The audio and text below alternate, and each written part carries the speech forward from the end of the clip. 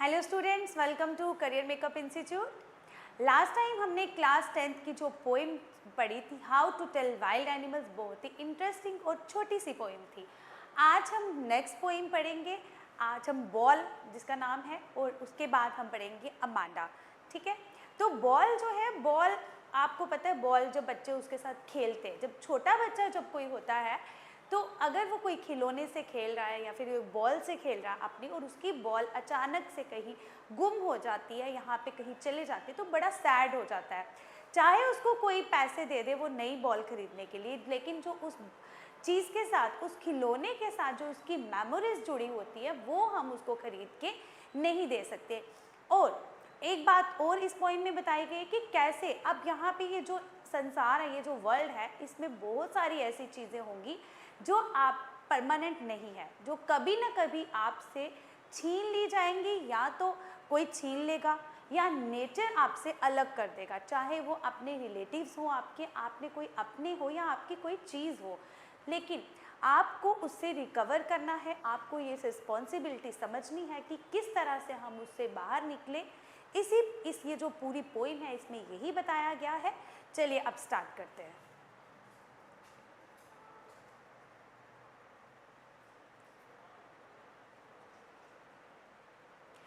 थोड़ा सा इंट्रोडक्शन हम देख लेंगे और इनके पोइट कौन है वो देख लेंगे। ठीक है, the poet John Berryman through this poem, the ball poem has describe the reality of life which everyone has to face one day. अब यहाँ पे बताया गया है कि किस तरह से हर एक इंसान को एक ना एक दिन एक रियलिटी से फेस करना ही पड़ता है। इस पोइम में वही बताया गया है। He has touched the topic of how to stand up against the miseries and sorrows. अगर आपकी लाइफ में कोई दुख आता है, कोई तकलीफ आती है, तो आपको किस तरह से उसको रिकवर करना है, आपको स्टैंड होना है।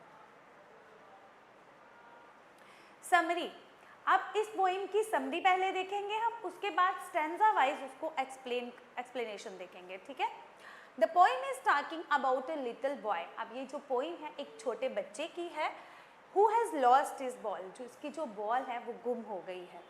He was playing with his ball, वो अपनी बॉल से खेल रहा होता है। अचानक से जो बॉल है वो क्या करती है, बाउंस करते करते पहले तो वो गली में गिर जाती है और अचानक से वो जाके नदी में गिर जाती है। The poet says that this site of the boy losing his favorite ball made him think about the boy and his reaction to this situation. अब जो वो बॉय है वो बहुत दुखी हो जाता है और जो पोएट है वो भी इसके बारे में सोच रहा है। He further says that the boy was helplessly looking into the water. अब वो पानी के पास खड़ा होके एक देखे जा रहा है, क्योंकि वो कुछ भी नहीं कर सकता, वो हेल्पलेस है। Looking into the water where his ball had gone, he was sad and trembling with fear. अब वो बहुत दुखी है और वो शेक कर रहा है और वो कांप रहा है डर के साथ। He got so immersed in his sorrow that he kept standing near the harbor for a very long time and kept on looking for his ball. अब वो हार्बर के पास खड़ा है। हार्बर क्या होता है?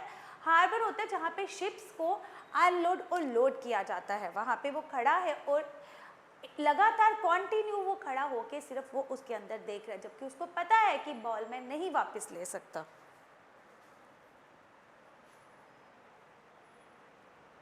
The poet says that he could console him. अब poet कहता है कि मैं तो चाहता हूँ कि मैं उसको कंसोल करूँ, उसको सहानुभूति दूँ, लेकिन he may get new ball और he could also give him some money to buy another ball. वो चाहता है कि वो उसको पैसे दे ताकि वो नया बॉल खरीद सके, लेकिन but he stop himself from, लेकिन वो अपने आप को इस चीज़ से रोक लेता है, because he thinks that the money may bring a new ball. Money उसको नया बॉल तो खरीद देगी, but will not bring the memories, लेकिन जो बॉल के साथ उसकी मेमोरीज जुड़ी हैं वो उसको नहीं खरीद के दे सकता। And feelings attach to the lost ball, जब छोटा बच्चा होता है उसको कोई फेवरेट खिलौना गुम हो जाता है, ताकि हम उसको कितने भी नए खिलौने दे दें, लेकिन जो मेमोरीज उसके फेवरेट खिलौने के साथ, उसके फर्स्ट टॉय के साथ जुड़ी होती हैं, वो मेमोरीज हम उसको वापस नहीं दे सकते हैं। He further says that the time has come for the boy to learn his responsibility. अब वो कहता है, पोइट कहता है कि अब ये टाइम आ गया है कि जो बच्चा है उसको अपनी रिस्पॉन्सिबिलिटीज जो है वो समझनी पड़ेंगी। Here the poet wants to say that how the ball will learn the toughest lesson of life. अब किस तरह से एक बॉल ने उसको एक ज़िंदगी का बहुत ही मुश्किल लेसन जो सिखाया है, the lesson of accepting the harsh realities of life, कि किस तरह से अगर आपके पास कोई दुख आ जाता है तो अगर कोई तकलीफ़ आ जाती तो आप किस तरह से उसके साथ रिकवर करोगे, उल्टा आप उसको लेके बैठ के दुखी होके नहीं बैठ जाओगे। That one day we will lose our loved ones and our love things. मतलब कभी ना कभी हर एक की लाइफ में ये दिन आता है, या तो उसके अपने प्यारों को कभी ना कभी उसको खोना पड़ता है, या कोई उसकी फेवरेट चीज़ खो जाती है, तो आपको उससे रिकवर करना आना चाहिए, रिस्पॉन्सिबिलिटी आपको समझनी पड़ेगी। अब हम देंगे स्टैंजा देखेंगे, उसको एक्सप्लेनेशन उसकी देखेंगे, ठीक है। What is the boy now who has lost his ball? What is he to do? I saw it go merrily bouncing down the street and then merrily over. There it is in the water. अब यहाँ पे जो word meaning बताए गए, जो इसमें use किए गए हैं, मैरिली मतलब कि चेयरफुल, मतलब खुशी से। अब इसको यहाँ पे बॉल को उन्होंने बताया है कि बॉल जो बाउंस कर रहा है वो मैरिली बाउंस कर रहा है। Bouncing, jumping up and down, bounce करना मतलब ऊपर नीचे, इस तरह से कूद के जो बॉल उसका गिरा है। अब क्या कहना चाहता है पोइट इसमें? The poet is talking about a boy. अब जो पोइट है वो बात कर रहा है उस लड़के की, who has lost his ball, जिसकी जो बॉल है वो क्या हो गई है, गुम हो गई है। He wants to know about him and his reaction because he has lost his ball. Further he asked to himself that what this boy will do after losing his ball. अब क्या, further he asked to himself, वो अपने आप से पूछता है कि क्या करेगा ये बच्चा जिसकी बॉल गुम हो गई है। The poet has seen the ball going away. poet कहता है कि उसने देखा है कि जो बॉल है going away from the boy के हाथों से कैसे फिसलते बाउंस करते नीचे चली गई। The ball was cheerfully jumping up and down in the street, पहले वो स्ट्रीट में चली गई, गली पे चली गई। This means that when the ball skipped from boys hand it went into the street and later on it felt into the river. पहले वो गली में चली गई बाउंस करते और उसके बाद वो नदी के अंदर चली गई। अब जो नेक्स्ट स्टैंजा है उसमें क्या बताया गया? No use to say O there are other balls, an ultimate shaking grief fixes the boy as he stands rigid, trembling, staring down all these young days into the harbor where his ball went. I would not intrude on him a dime and another ball is worthless. Now he senses first responsibility. अब grief का मतलब क्या होता है? sorrow, दुख, और rigid मतलब fix। अब वहाँ पे वो जो दुख उसको लगा है, वो बॉय को जो दुख हुआ है, अब वो क्या है, वो एक जगह पे फिक्स हो गया है, वहाँ पे उसको शॉक लग गया है। ट्रेम्बलिंग मतलब वो कांप रहा है, शेक कर रहा है। हार्बर, मैंने आपको बताया था, हार्बर होता है जहाँ पे शिप्स को लोड और अनलोड किया जाता है, उसको हम हार्बर कहते हैं। इंट्रूड, इन्वेडर, डाइम 10 सेंट मतलब यूएस जो डॉलर्स होते हैं उसको हम 10 सेंट। वर्थलेस मतलब वैल्यू, जिसकी कोई भी क्या है, यूजलेस है, कोई भी लाभ नहीं है जिसका, ठीक है।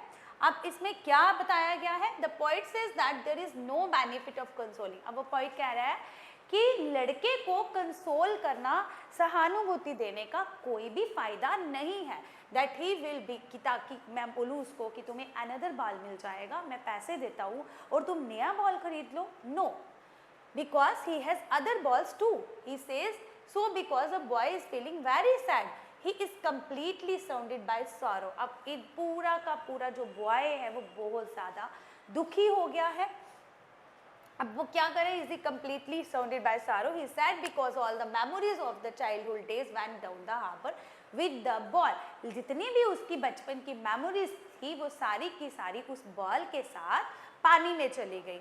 Here, the poet says that the boy is very sad as the boy which has now gone into the water reminds him of those sweet memories of the time when he owned it. अब वो जब वहाँ पे खड़ा है तो वो सोच रहा है जब उसको वो बॉल मिली थी। This loss is unbearable for him and his grief stricken.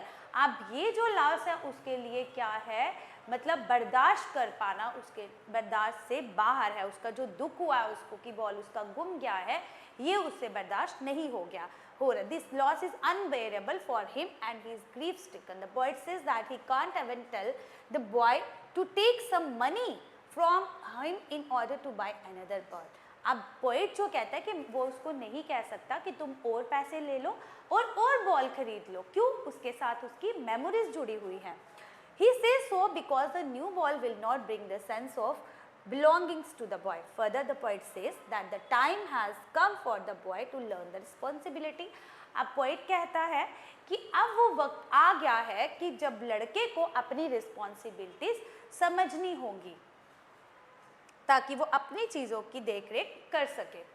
Next stanza है, in a world of possessions people will take balls will are lost always. अब इसमें ये क्या कहा गया है कि अब कि ऐसा वक्त आएगा कि लोग जो in the world of possessions होता है जो ओनरशिप, मतलब कि जैसे ये पेन मेरा है, ये कपड़े मेरे हैं, ये गाड़ी मेरी है, मतलब जिस पे हम अपना हक जमा सकते हैं कि जो मैं उस चीज़ की मालिक हूँ. In a world of possessions people will take balls, लोग उससे बॉल छीनेंगे भी, बॉल्स विल बी लॉस्ट और गुम भी जाएगी. Little boy and no one buys a ball back. Money is external, he is learning well behind his desperate eyes the epistemology of laws, how to stand up knowing what every man must one day know and most know many days how to stand up. अब इसमें जो word meaning है क्या है? Possession, ownership. अभी मैंने आपको बताया external means here things which feelings are not attached. Money जो है वो एक्सटर्नल है, यहाँ पे मनी को एक्सटर्नल बताया गया कि जो मनी है हमारी फीलिंग्स को नहीं खरीद सकती है. डेस्परेट, होपलेस, मतलब उम्मीद ही नहीं है उसको. Epistemology, the Greek word episteme means knowledge. अब देखते हैं एक्सप्लेन क्या किया है पोइट ने. Here the poet says that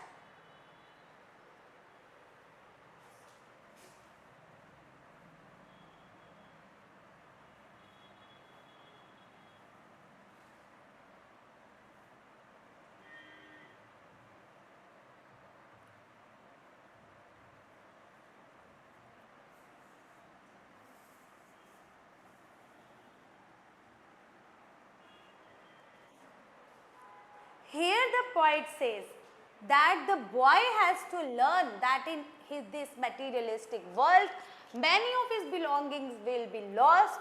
He personifies the ball as his belongings, be it the worldly things or the relationships he is in possession of.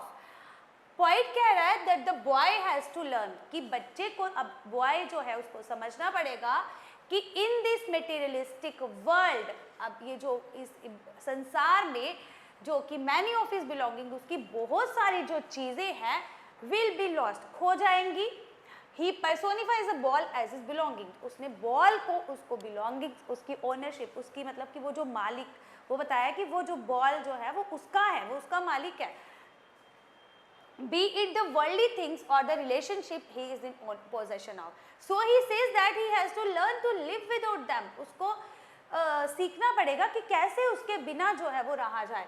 Without them, no matter what, कुछ भी हो, आपको एक ना एक दिन अगर आपके अपने कहीं खो जाते हैं, आप एक दिन दुख करोगे, 2 दिन उससे दुखी रहोगे, आपको टाइम के साथ आगे बढ़ना ही होगा, आपको उसके बिना रहना सीखना ही होगा. Because he says no one can buy back such things, क्योंकि कोई भी जो है वो वापस आपको वो चीज़ वापस जो आपकी खो जाती है वो वापस नहीं मिल सकती. The poet said so because according to him money can't buy you everything, क्योंकि जो पैसा है, पैसा आपको हर चीज़ खरीद के नहीं दे सकता. If it does buy you some materialistic thing, still it will not be able to buy the sense of belongingness. अगर कोई चीज़ आप पैसे से खरीद भी लेते हो, नई चीज़, लेकिन जो आपकी फीलिंग्स किसी के साथ जुड़ी हुई हैं वो आप हमेशा मनी से नहीं खरीद सकते हो. He says that the boy is learning how to stand up against the sense of lost thing. This means that the boy is trying to learn the real truth of life, which states that you have to accept the miseries of life and stand up again.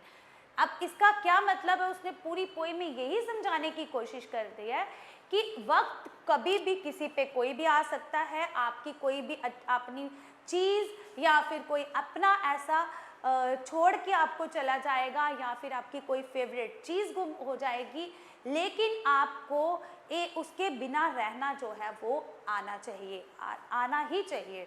This means that a boy is trying to learn the real truth of life, which states that you have to accept the measures of life and stand up again. आपको दोबारा खड़ा होना पड़ेगा. This is the truth which everyone has to learn in his or her life. The harsh truth of standing up against the odd measures of life that everyone has to bear. अब हाँ, ये पूरी की पूरी point यही है.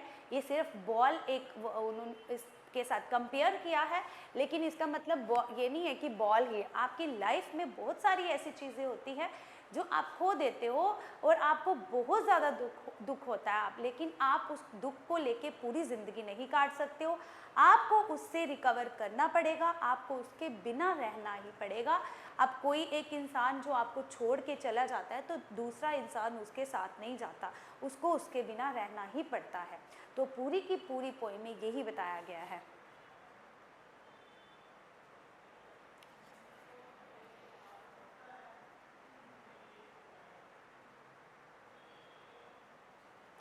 अब ये थी एक छोटी सी पोएम छोटी थी लेकिन सीख बहुत बड़ी थी इसमें.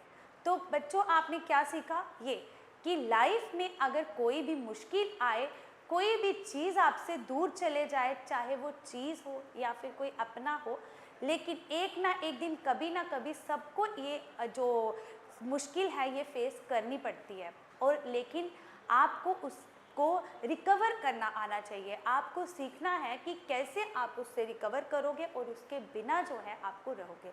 और ये छोटी सी पोएम थी. आई होप आपको बहुत अच्छे से समझ में आई होगी. और नेक्स्ट हम पोएम नेक्स्ट वीडियो में पढ़ेंगे. तब तक थैंक यू.